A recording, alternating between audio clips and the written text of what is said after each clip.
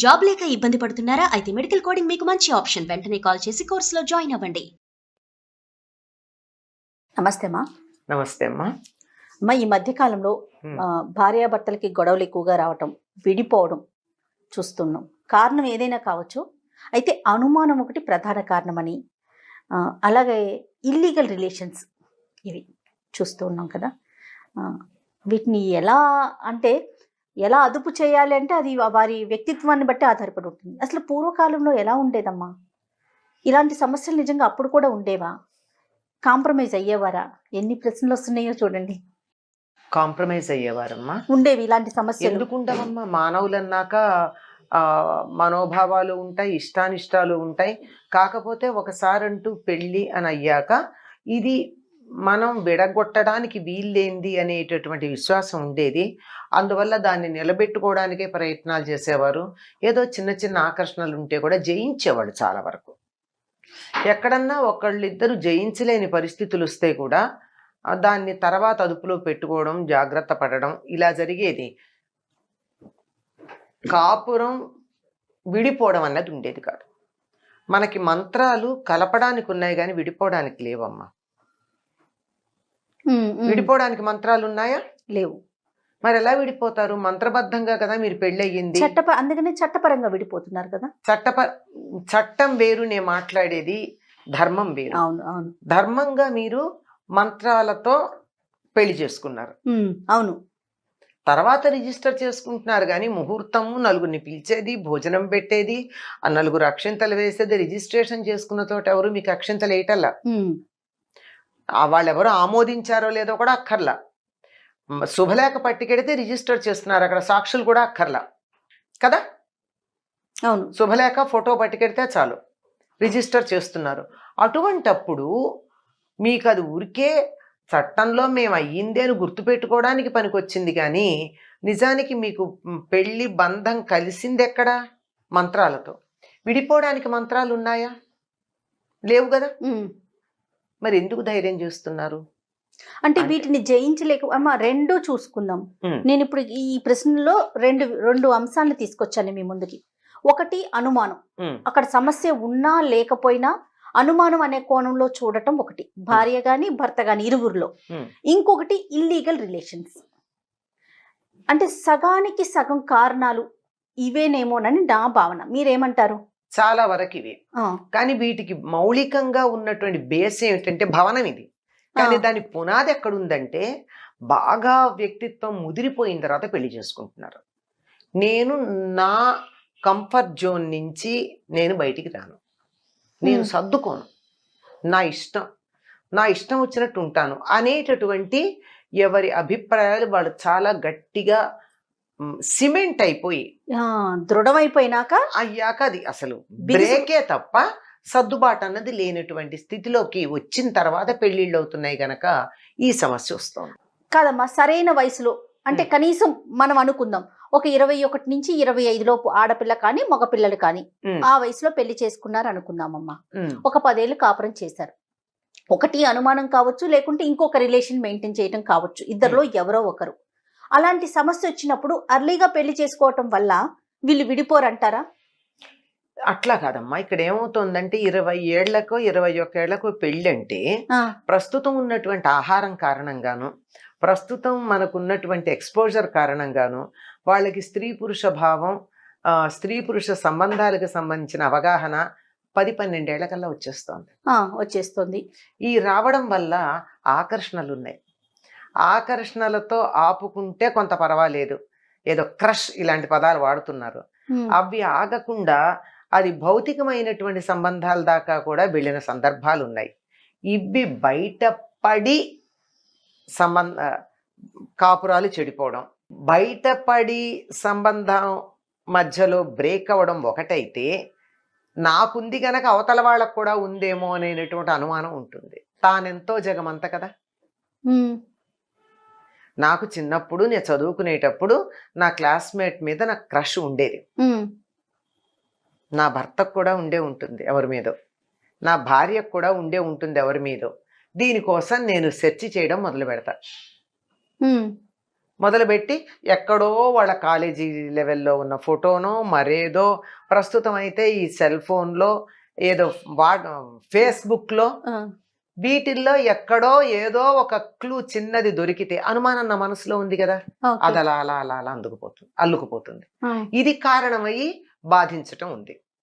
ఎప్పుడైతే నాకే ఎటువంటి ఎఫైరు లేదో, నేను చదువుకునే రోజుల్లో చదువు మీద దృష్టి తప్ప పెళ్ళి అనేదాకా నేను దాని గురించి అసలు నా జీవిత భాగస్వామి గురించి ఆలోచించలేదో, నా జీవిత భాగస్వామికి అటువంటిది ఉంటుంది అన్న ఆలోచన నాకు రాదే.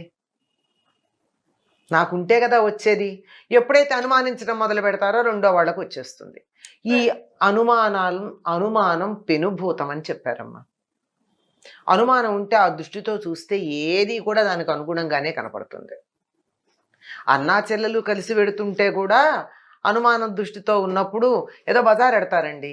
బజార్ ఎడితే పెళ్ళికి రాలేదు ఆయన, వీళ్ళ పెద్దమ్మ కొడుకో పిన్నమ్మ కొడుకో బజార్లో కలిశారు. ఇద్దరు కలిసి మాట్లాడుకున్నారు. ఈ పెళ్లిలో ఈయన చూడలే అయ్యగారు. అంచేత వాళ్ళిద్దరిని చూడగానే అనుమానపడతాడు. మనసులో అనుమానం ఉంది గనక. లేకపోతే ఇంటికి వచ్చాక ఇందాక నువ్వు షాపింగ్ మాల్లో ఎవరితోనో కలిసి ఎడుతున్నావు అంటే నీకెట్లా తెలుసు అని అడుగుతుంది. నేను కారులో పెడుతున్నాను, ఆన్ డ్యూటీ కనపడా, ఓ వాడా ఫలానా వాడు, ఇదిగో మా చుట్టం ఇది పెళ్ళికి రాలేకపోయాడు, ఇంటికి రమ్మన్నాను అని చెప్తుంది, అయిపోతుంది.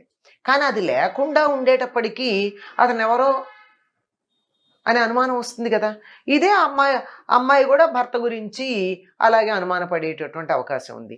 ఈ అనుమానాలు ఎక్కడ దాకా పెడతాయంటే మనస్సులో అనుమానం అనే బీజం ఉండాలి, కానీ ప్రతి సంఘటన దానికి తోడ్పడి నీళ్లు పోసి మొలకెత్తి కొమ్మలు వచ్చేట్టు చేస్తుంది.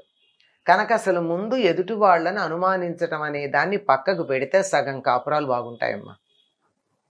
వాళ్ళ సెల్ ఫోన్లు చూడడం, వాళ్ళ వాట్సాప్ మెసేజ్లు చదవడం, వాళ్ళ ఫేస్బుక్ అకౌంట్స్ ఓపెన్ చేయడం, ఇట్లాంటివన్నీ మానేయాలి. ఫస్ట్ ఆఫ్ ఆల్ కాపురాలు నిలబడాలి అంటే ఒకళ్ళ ఫేస్బుక్ అకౌంట్లు, ఒకళ్ళ ఫేస్బుక్ అయితే అందరికీ కనపడుతుంది కనుక దాని కాదు, ఈ వాట్సాప్లు మెసేజ్లు చూడడం మానేస్తే బాగుంటుంది. పూర్వకాలం ఏం చెప్పేవాళ్ళు అంటే ఒకళ్ళ డైరీ ఒకళ్ళు చూడకూడదు అనేవారు. డైరీ రాసుకునేవాళ్ళు కనుక ఎంత భార్యాభర్తలైనా చూడకూడదనే నియమం ఉండేది. అసలు ఒకరి ఫోన్ ఒకరు చూడకూడనన్ని సీక్రెట్స్ ఏముంటాయమ్మా భార్యాభర్తల మధ్య? అలా ఉండటం కరెక్టేనా? మరి ఇప్పుడు పాస్వర్డ్ అనేది పెట్టుకున్నారనుకోండి, ఎదుటి మనిషికి ఖచ్చితంగా అనుమానం వస్తుంది కదా, నువ్వేదో దాస్తున్నావు అనే ఆలోచన వచ్చేస్తుంది కదా. వచ్చేస్తుంది. మరి అంత ప్రైవసీ ఎందుకు మెయింటైన్ చేయటం? అది వైఫ్ అండ్ హస్బెండ్ లో. అంటే వైఫ్ అండ్ హస్బెండ్ అంటే పాస్వర్డ్ ఎంతమంది కోసం పెడతారో, భార్య కోసమని ఎందుకు అనుకోవాలి? ఆఫీస్ వాళ్ళు అవ్వచ్చు, ఫోన్ అక్కడ పెట్టి బయటికి వెడితే ఎవరన్నా చదువుతారనొచ్చు, పిల్లలు అవ్వచ్చు, ఇంకోటి అవ్వచ్చు. అసలు అనుమానమే. అది పాజిటివ్ గా తీసుకోమంటారా? అది పాజిటివ్ గా తీసుకోవాలి. కానీ నువ్వెందుకు చూడాల్సి వస్తోంది? నీకెందుకు అనుమానం ఉంటే కదా చూస్తున్నావు. అనుమానం లేకపోతే చూడాల్సిన పనేముంది? కనుక అనుమానం అనేది పెనుభూతమమ్మ. అనుమాన పడకూడదు ఫస్ట్ ఆఫ్ ఆల్. అసలు జీవితంలో ఎప్పుడైనా సరే భార్యాభర్తల మధ్య ప్రధానంగా ఉండాల్సింది నమ్మకం. అయితే మోసం చేసేవాళ్ళు లేరా అంటే ఉన్నారు, లేరని చెప్పడానికి వీల్లేదు. ఇది ఒక కోణం. ఇది ఒక కోణం. మోసం చేసేవాళ్ళు ఉన్నారు, లేకపోవడం ఏముంది. తప్పనిసరిగా నేను చెప్పాను కదా, మనకున్నటువంటి ఎక్స్పోజర్ కారణం కావచ్చు. ఫోన్ ఓపెన్ చేస్తే, వాట్సాప్ ఓపెన్ చేస్తే, మనం ఏదన్నా మెయిల్ ఓపెన్ చేస్తే ఎన్ని స్పామ్లు వస్తున్నాయి పనికిరానివి. అవన్నీ కూడా రకరకాల ఇంపాక్ట్స్ మనసు మీద కలిగించే అవకాశం ఉంది. అందువల్ల వాటి కారణంగా ఏదో రకమైన ఉద్రేకాలకు ఎప్పుడోప్పుడు లోన్ అవుతూనే ఉంటారు. కానీ దాన్ని జయించగలిగినటువంటి వాళ్ళే ఉత్తమమైనటువంటి వాళ్ళుగా పరిగణించబడతారు. దీనికి మనకందరూ చెప్పే మాట ఒకటి ఉంచండి. రవీంద్రనాథ్ ఠాగూర్ ఒక మాట అంటాడు, చేస్టిటీ is the gift to be given to your life partner అంటాడు. నీకు శీలం, నీ క్యారెక్టర్ ఉండడం దేనికంటే నీ జీవిత భాగస్వామికి నువ్వు ఇవ్వగలిగినటువంటి అతి విలువైన బహుమానం. అంతే, అందుకుండాలి నువ్వు చేస్ట్గా. అంతేగాని వేరే కారణంగా కాదు. ఏదో ఆధ్యాత్మికంగా కావచ్చు, పాపము పుణ్యం ఇవన్నీ పక్కకు పెట్టండి, అన్నీ పక్కకు పెడదాం. నీ జీవిత భాగస్వామికి నువ్వు ఇవ్వగలిగిన అతి విలువైన బహుమానం ఏమిటి? ఇంతకాలం నా కన్యాత్వాన్ని నేను ఎవరికి అర్పించలా. ఇది కదా అసలైన బహుమానం ఒక ఆడపిల్ల అనుకునేది. అట్లాగే నేను ఒక ఆడపిల్ల వైపుకు దురాలోచనతోనే చూడలేదు. నా మనస్సును నేను నిగ్రహించుకున్నాను, ఊర్ధ్వరేతస్సుకుని అయి ఉన్నా. ఏ స్త్రీని చూసినా రేతస్సు పతనం కాలేదు, నీ కోసం ఉంచాను అని చెప్పేది మగపిల్లవాడు అమ్మాయికి ఇవ్వగలిగినటువంటి బహుమానం. ఇంతకు మించిన బహుమతులు ఒకళ్ళకొకళ్ళకి ఇచ్చుకునేవి లేవంటాడు. చాలు, ఇంతకన్నా ఇంకేం కావాలి? ఇది లేని పరిస్థితి ప్రస్తుతం ఉన్నటువంటి ఆహారం ప్రధానమైనటువంటి కారణం. ఆహారం మనకు ఉండేటటువంటి ఎక్స్పోజర్ ఈ కారణంగా అంత లేని పరిస్థితి కనపడుతోంది. చాలా ఎంతో ప్రయత్నం చేస్తే తప్ప ఇటువంటి భావాలు మనసులో రాకుండా ఉండడం చాలా కష్టం. అటువంటి దాన్ని అదుపులో పెట్టుకోగలగడానికి ఇంట్లో వాతావరణం సహకరించాలి, కుటుంబ సభ్యులందరూ సహకరించాలి, ఎవరికి వాళ్ళకి తమ మనస్సు మీద తమకు అధికారం ఉండాలి. ఇవి లేకపోవడం వల్ల ఇవన్నీ బిఫోర్ మ్యారేజ్ కొన్ని రిలేషన్స్ ఉంటున్నాయి. ఏ స్థాయి అన్నది ఇట్ మే డిఫర్. వెర్బల్ కావచ్చు, మరోటి ఇమోషనల్ కావచ్చు, మరో స్థాయి కావచ్చు, ఇన్ని రకాలుగా ఉంటాయి. వాటిని కనీసం వివాహంతో సీల్ చేయాలి, ఆపాలి.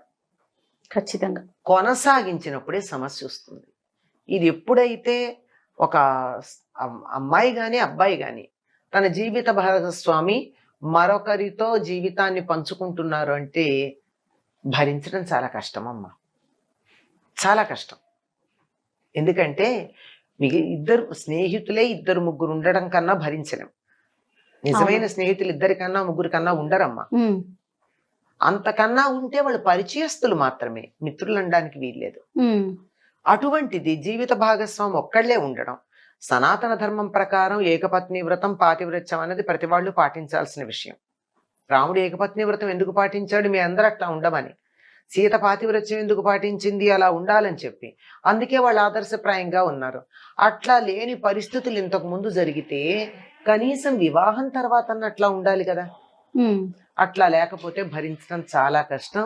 ఇది తట్టుకోలేక చాలా మంది జీవితాన్ని తన జీవిత భాగస్వామితో మరొకళ్ళు పంచుకుంటున్నారన్న దాన్ని తట్టుకోలేక మీరన్నట్టు కుటుంబాలు ఛేదనమవుతున్నాయి.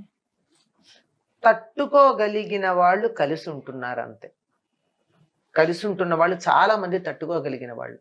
దీనికి నేను అన్నానని మీరేమి అనుకోకూడదు, కానీ ప్రస్తుతం మనకున్నటువంటి సమాజంలో ఈ స్వాపింగ్ ది పార్ట్నర్స్ అనే దాని మీద చాలా చాలా మనకి సీరియల్స్ అవి వస్తున్నాయి. అవునమ్మా, ఇవాళ ఒక ఎపిసోడ్ చూసి 10 రోజుల తర్వాత చూస్తే ఎవరెవరి భార్యో ఎవరెవరి భర్తో తెలియని పరిస్థితి.